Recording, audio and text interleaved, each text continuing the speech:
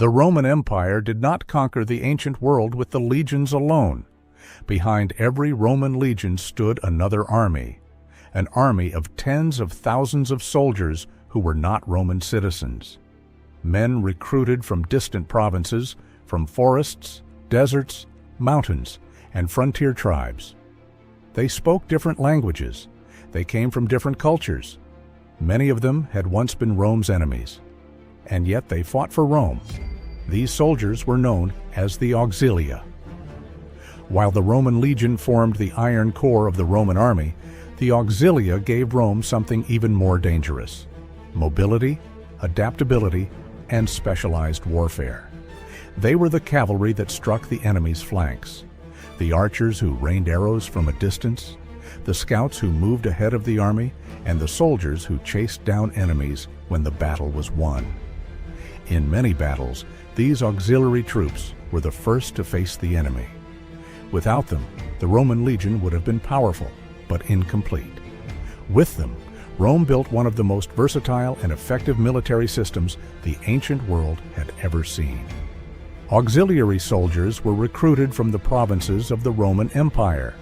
They were not Roman citizens, but they came from many different peoples who lived under Roman rule. Men from Gaul, Germania, Thrace, Hispania, Syria, and North Africa all served in the Auxilia. Each region brought its own military traditions and fighting styles. The Romans often recruited soldiers based on the skills their homeland was famous for.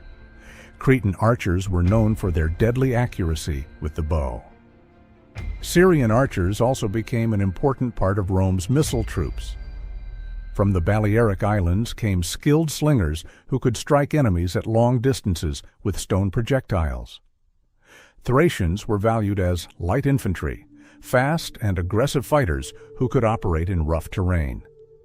Germanic warriors were often recruited into powerful cavalry units.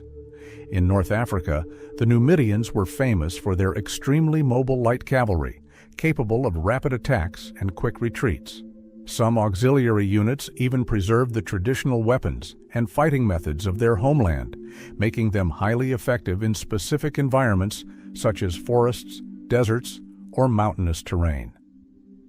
Auxiliary soldiers usually carried equipment that differed from the Roman legionary. Instead of the large rectangular scutum shield used by legionaries, many auxiliaries carried oval shields.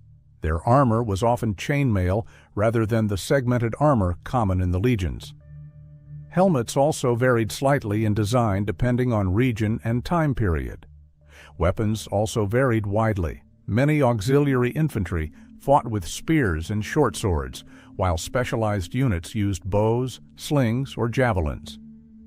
Because of this diversity, the Auxilia could perform roles that the heavy Roman legionaries were not designed for. They could move faster, operate in difficult terrain, and engage enemies at longer distances. This diversity gave the Roman army capabilities that the heavy infantry legion alone could not provide. Despite the dangers of military life, thousands of men from across the Roman Empire voluntarily joined the auxiliary forces. For many of them, military service represented something far greater than simply fighting in Rome's wars. It represented opportunity. Unlike the soldiers of the Roman legions, auxiliary troops were not Roman citizens when they first enlisted. Most of them came from provincial communities that lived under Roman rule but did not yet possess the legal rights enjoyed by Roman citizens. For these men, service in the Auxilia offered a clear path to social advancement. After completing their full term of military service, auxiliary soldiers were granted one of the most valuable privileges in the Roman world: Roman citizenship. A typical auxiliary soldier served for approximately 25 years. Military life was long, demanding, and often dangerous, especially on the frontiers of the empire. But at the end of those years, a soldier who had served faithfully received an official document confirming his new status. This document was known as a military diploma. The diploma formally granted the soldier Roman citizenship and legal recognition within Roman society.